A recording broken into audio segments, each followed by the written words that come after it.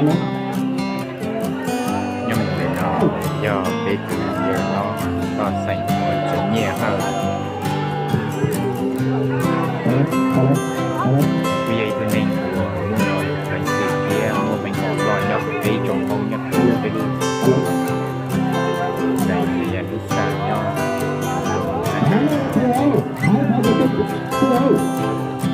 Alo. Cái tôi tặng trên mình được luôn. Anh nói như chỉ đủ nó và đủ nó là giấy trong chuyên trang như vậy là những chuyện mà chúng tôi thôi là tôi còn không là nói cho nhau để tìm thấy cái gì nhận được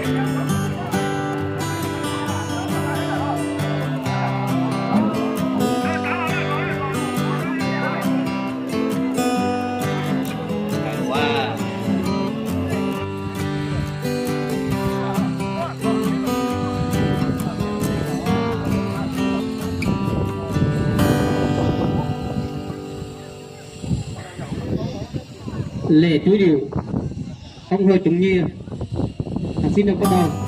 Tiếp theo xin trân trọng kính mời đồng chí Lộc Bá Trai, bí thư đảng ủy, chủ tịch hội đồng nhân xã, trưởng ban tổ chức lễ tang lên lập đọc lễ chú diệu đồng chí Hồ Chí Minh.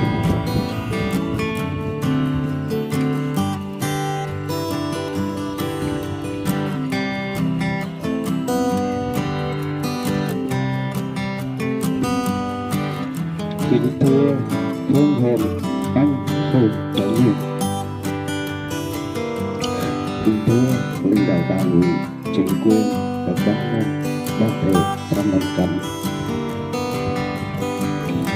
thưa ban lãnh đạo gia đình hiếu chủ, kính thưa toàn thể bà con trên tăng trường.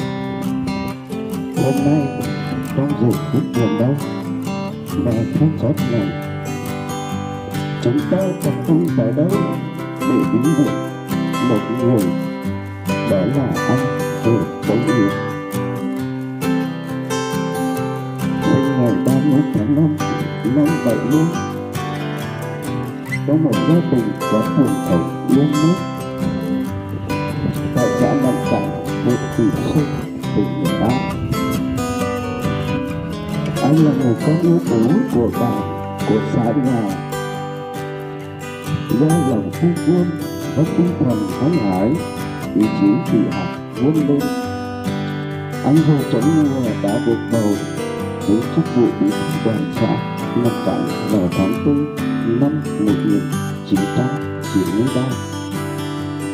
Đến tháng 7 năm 1999, anh được chuyển sang giữ chức danh xã đội trưởng. Cùng đến tháng 8 năm 2000, năm 99, anh được bầu.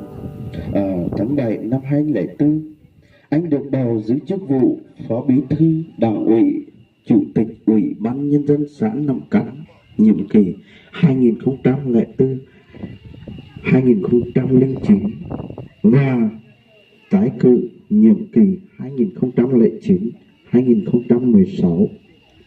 Anh tiếp tục đến tháng 6 năm 2016, anh được vào giữ chức vụ phó chủ tịch hội đồng nhân dân xã Nậm Cắn, là ủy viên thường vụ đảng ủy xã Nậm Cắn. Ở cơ quan hay lĩnh vực công tác nào, anh cũng hoàn thành tốt và xuất sắc nhiệm vụ được giao. Để ghi nhận lòng kiên trung, tinh thần tận tụy và những đóng góp của anh với quê hương và đất nước, Trung ương, tỉnh và huyện đã tặng anh nhiều bằng khen, giấy khen, kỷ niệm chương, vân vân. Kính thưa hương hồn anh Hồ Tống Hiếu, công lao đóng góp của anh đã được Đảng, Nhà nước, chính quyền, đoàn thể các cấp ghi nhận, tuyên dương. Những cái lớn nhất của anh để lại là tấm gương về lòng trung thành, ham học, thương người và sẵn sàng nhận nhiệm vụ khó khăn về mình dù trong bất cứ hoàn cảnh nào. Lớp lớp cán bộ xã Nậm Cắn sẽ nhớ mãi về anh, về người cán bộ lãnh đạo liêm khiết và thương dân. Kính thưa các đồng chí lãnh đạo, thưa toàn thể bà con. Ngày xưa, người xưa từng nói, trên nối nghiệp tổ tiên truyền lại, dưới nêu gương con cháu noi theo. Cuộc đời anh hồi chống nghèo đã giữ được nếp nhà, dẫn mình đóng góp cho dân, cho nước và nuôi dạy cháu con. Anh sinh được 5 người con, 2 trai, 3 gái. Các con trai, gái của anh có số đều là trưởng thành. 4 con của anh đã và đang học đại học. Gốc rễ bền sinh, cành rực bóng, nguồn rụng sâu tạo, dòng chảy không ngừng. Anh đã có cháu ngoại, nối tiếp truyền thống cha ông.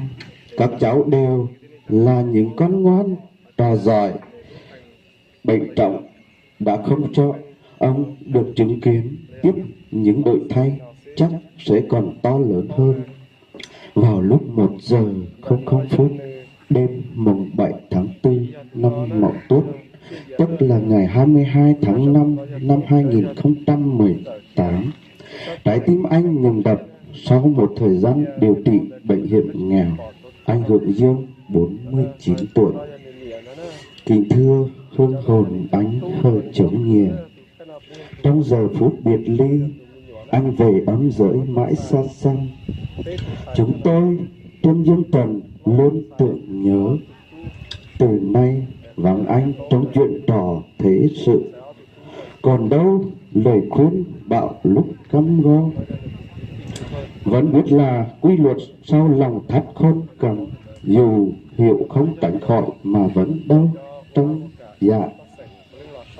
Anh đã đi xa nhưng quê hương ghi công người phụng sự, xóm làng học đức bền gan.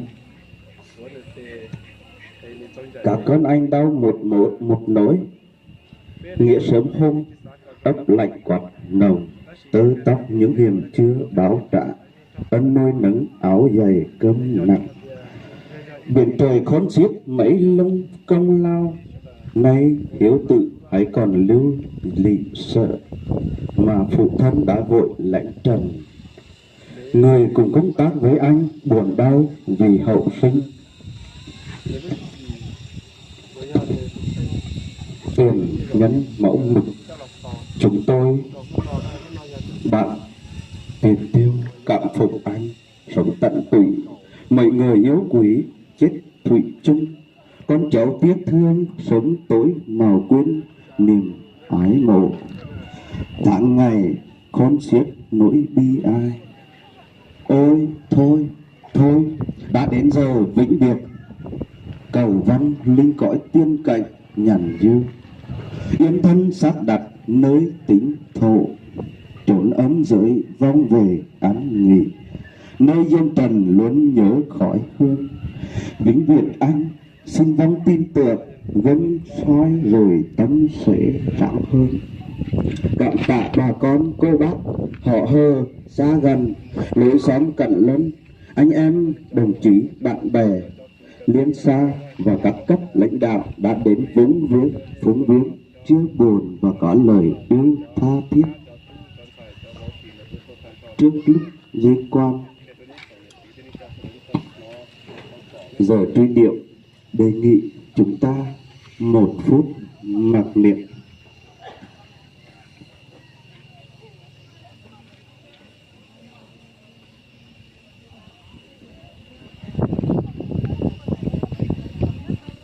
Thưa toàn thể các vị lãnh đạo, cán bộ, các ban ngành, xã nhà cũng như là ban tiền tiêu, thưa toàn thể bà con và gia quyến, tôi thay mặt cho ban lễ tang, thay mặt cho gia quyến, xin cả mọi người, bạn bè gần xa đến phung viếng anh hơi chúng nghĩa. Trong lúc lễ tang, bối rối nếu có gì không phải, mong tất cả mọi người được lượng thứ cho gia đình và ban lễ tang. Xin cảm ơn. Xin vĩnh viễn anh. Di quan. Mời đội căn cứ vào vị trí. Mời đồng chí lãnh đạo ta vào cùng để lấy hình ảnh.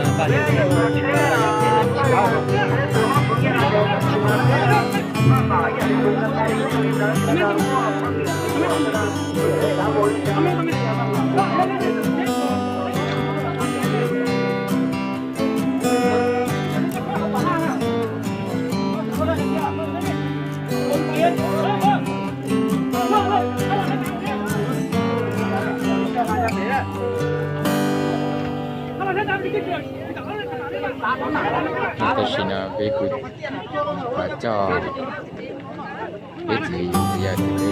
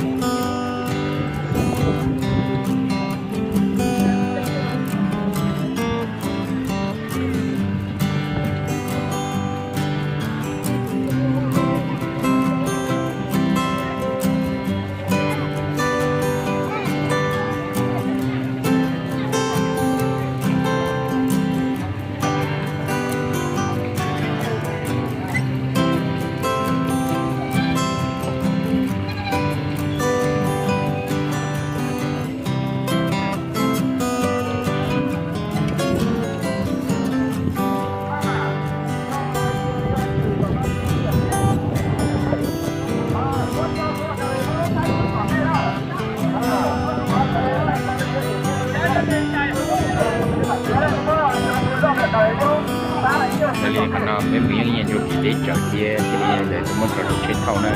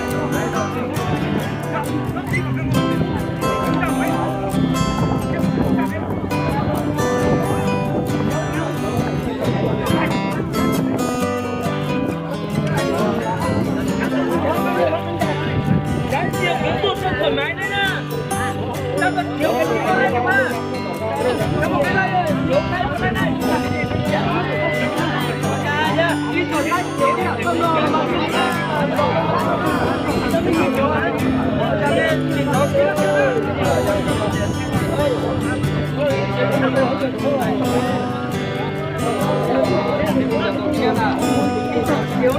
งดูแม่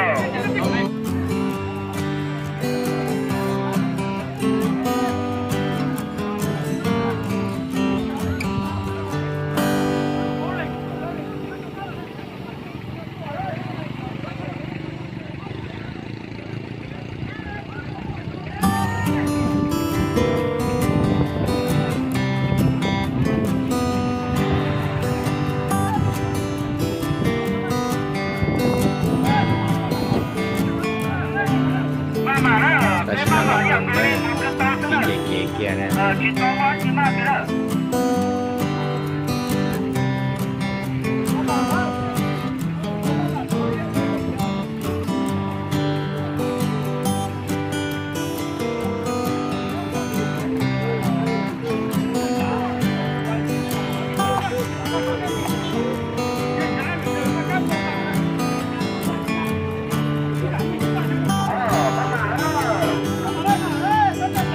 nói rằng lúc trên tiền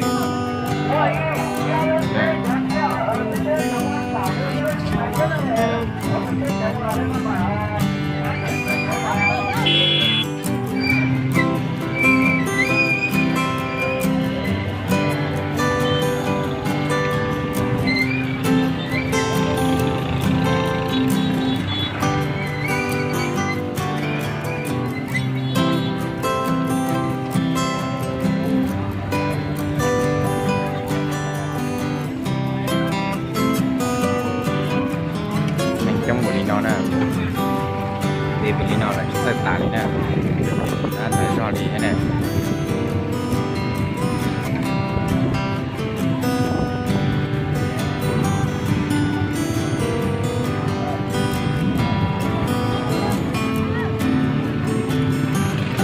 trên trận cầu đi nó thế này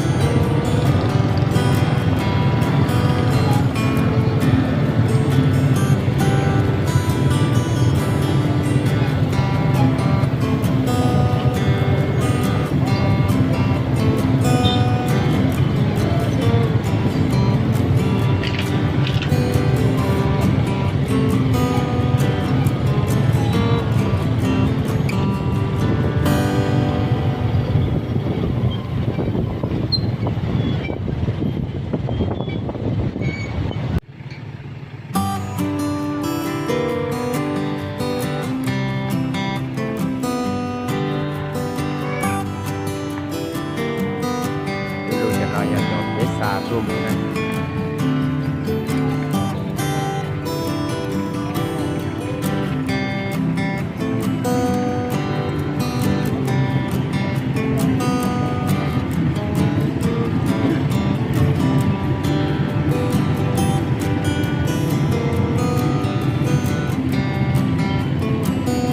Trong buổi nói là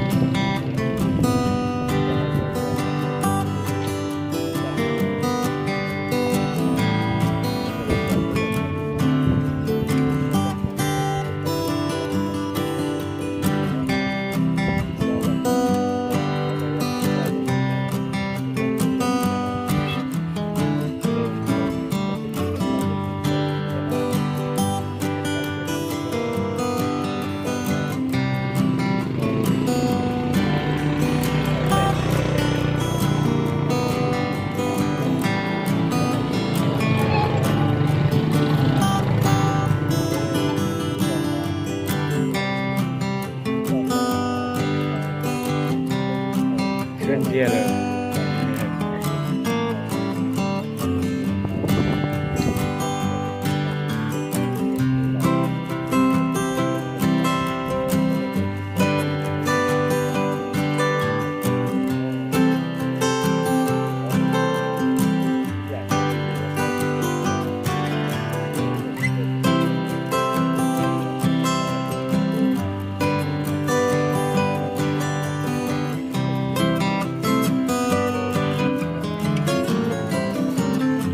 tôm bây giờ kịp thêm một nó thì vì được chống thì nó nha của để mình nó lúc sau để mình nó là chân mình như tôi chỉ có tàn đấy nè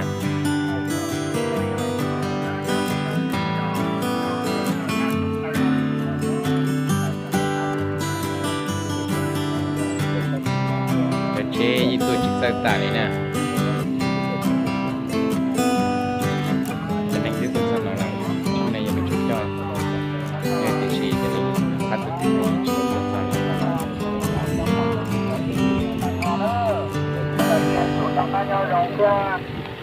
năm ta hồ kia giờ mà tất cả giờ được bốn kia bốn kia là tọt đây giờ luôn này giờ trong giờ trả là tọt đây cái này nó không kia nữa còn nó tụt tụt giờ tụt tụt con nó hay là cái gì nữa nữa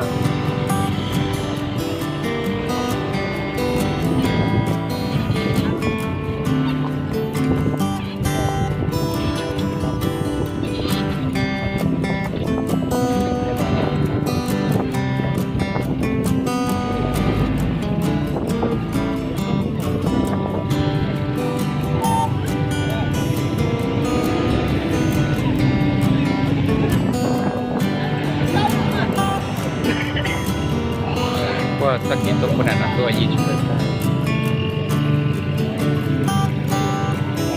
cho nên về một cái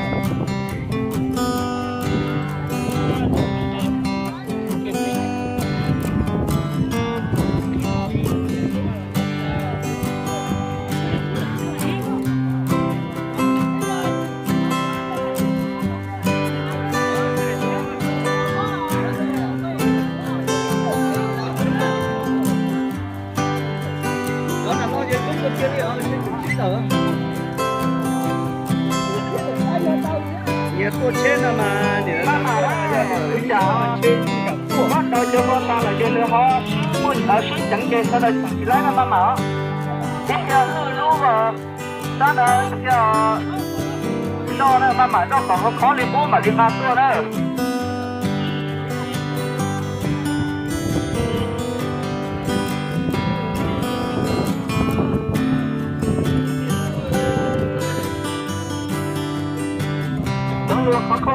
小路他靠那，妈妈呢？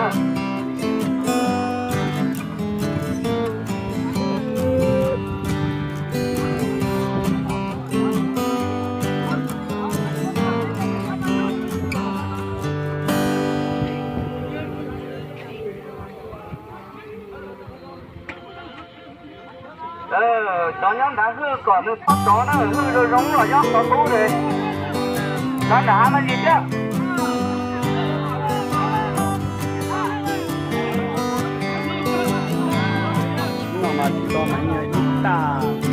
那套路啊，路边手指呢，这样，套那然后上去他在手指跳，这考，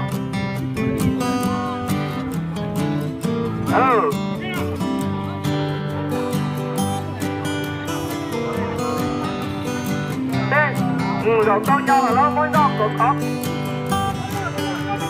绕上了，绕口了考了，这考的，绕口了考讲那个。好了，车里讲了，绕口考虑不把它做马力啊，把你妈做了。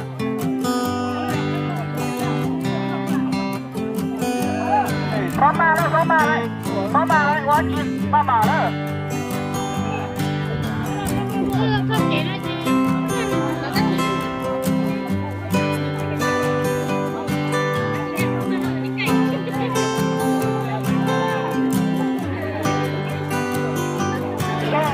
เขาขอคนละล้านบาทแล้ว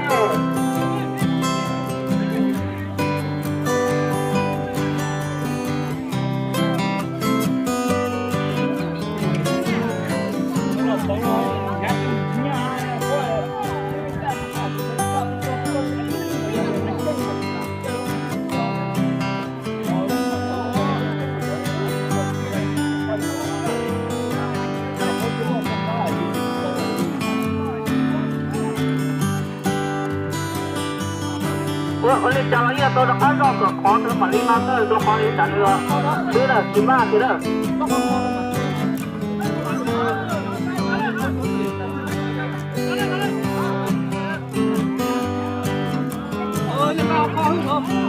那一天，下得多少天讲的好了，这讲的多30天了那个我靠哪里讲了这里啊，讲到金发刀的。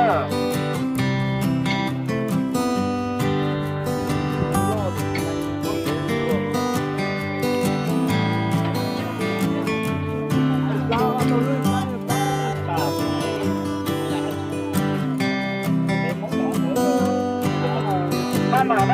给了，哎，这个天妈妈呢？也给了我了，我要两个月。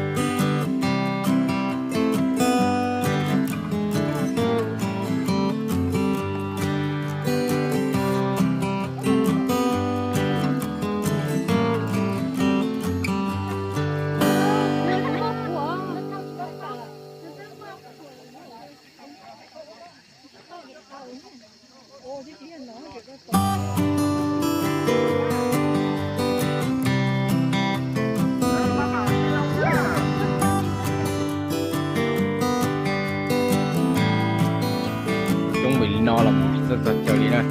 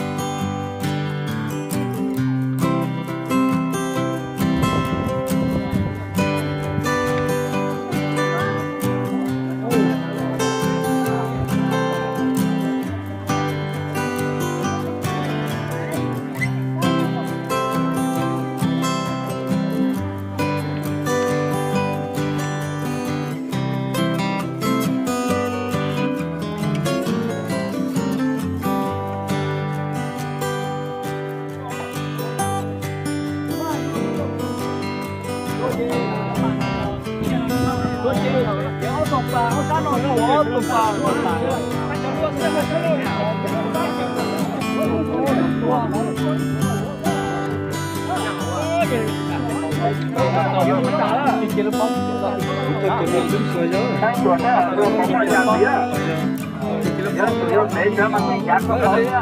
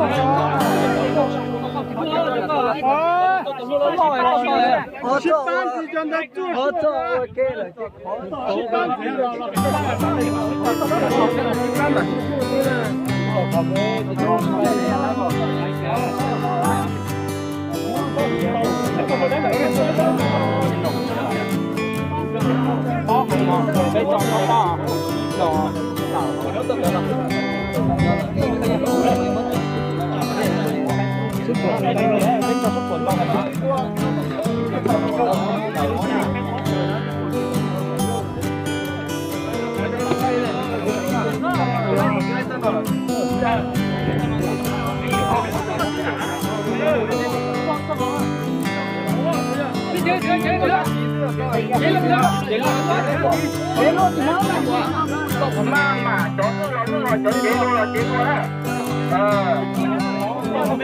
Tất nhiên là tụi ta không phải nha, chỉ tôi hỏi nó bắt hả đó.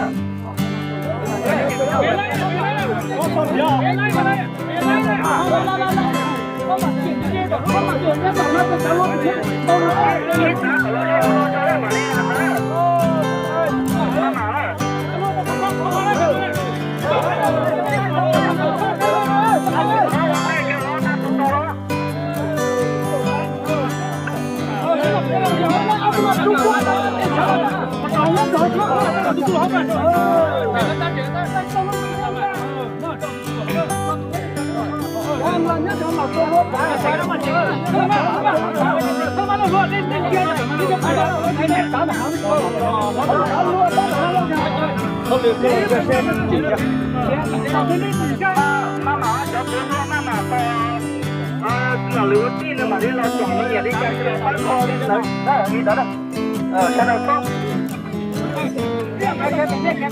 Cái nhớ là để sau để con cần chia sẻ nó để cái liền sẻ để nó đi tới giúp nữa này.